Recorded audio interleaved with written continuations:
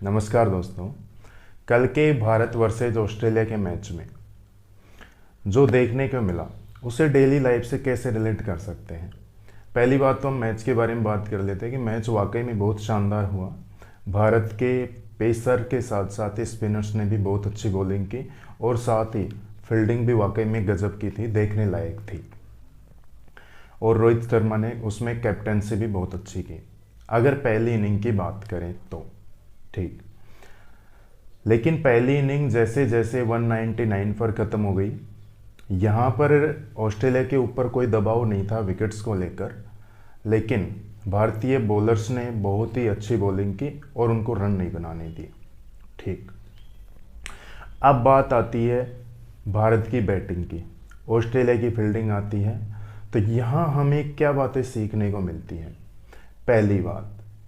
पहली बात हमें ये सीखने को मिलती है कि आपकी शुरुआत चाहे कितनी ही खराब रही हो, अगर आप पेशेंस के साथ काम करते हैं, आप नाउम्मीद ना होकर होपफुली काम करते हैं, तो शायद हो सकता है रिजल्ट बहुत बेहतर देखने को मिले। और ऐसा दोनों ही टीमों के पक्ष में देखने को मिला। कैसे?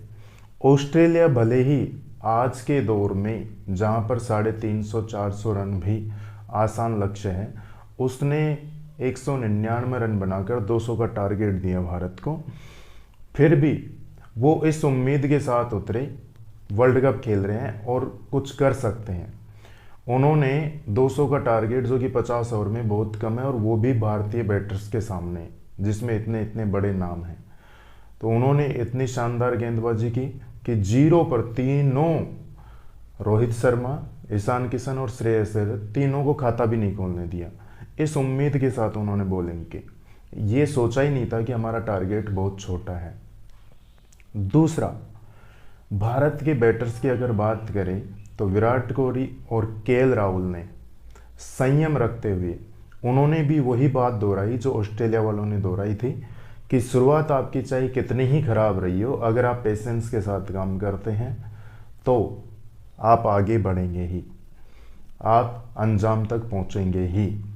वहाँ हालांकि ये बात ऑस्ट्रेलिया वालों पर लागू नहीं हुई, क्योंकि वहाँ उन्होंने एक छोटी सी मिस्टेक कर दी विराट कोहली का कैच छोड़कर, और ऐसा ही भारतीय बैटर्स ने दिखाया, विराट कोहली और केएल राहुल ने, कि भले ही 2 रन पर 3 विकेट गिर गए हों, वो एज ए ओपनर ही खेल रहे थे, 3 विकेट गिर गए और एज ए ओपनर खेल रहे थे और 200 का टारगेट दिख रहा था और उनको ही बनाना था। ये मान लो अगर उनमें से एक आध विकेट और गिर जाती तो फिर शायद लक्ष्य बहुत दूर हो जाता हमसे।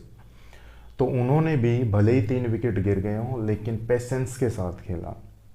मतलब लक्ष्य कितना ही बड़ा हो, अगर आप पेशेंस रखेंगे, धैर्य रखेंगे, तो शायद आप धीरे धीरे वहाँ पर पहुँच जाएंगे। आपने बचपन में एक कहानी भी सुनी होगी, खरगोश और कछुए की, जिसमें कछुए ने पेशेंस रखा और कंटिन्यूस अपना काम करता रहा और लक्ष्य की ओर बढ़ता गया और वहाँ पर उसको जीत मिली। इसमें अगली बात ये समझ में आती है इस मैच में कि आपका प्लान ए अगर ख़त्म हो जाए, वो डिस्ट्रॉय हो जाए, कोई काम नहीं कर पाए, तो आप प्लान बी के साथ खेलिए। इस मैच में 200 का टारगेट मिलने पर भारतीय टीम बेहद खुश नज़र आ रही थी और वो ये सोच रही थी कि हम रन रेट बढ़ाने के लिए इसको तेज खेलकर जल्दी ख़त्म करेंगे। तो वहाँ पर ऐसा नहीं हुआ, प्लान ए उनका डिस्ट्रैक्ट हो गया, क्योंकि वहाँ पर विश्व की बेहतरीन बॉलिंग से सामना हुआ था।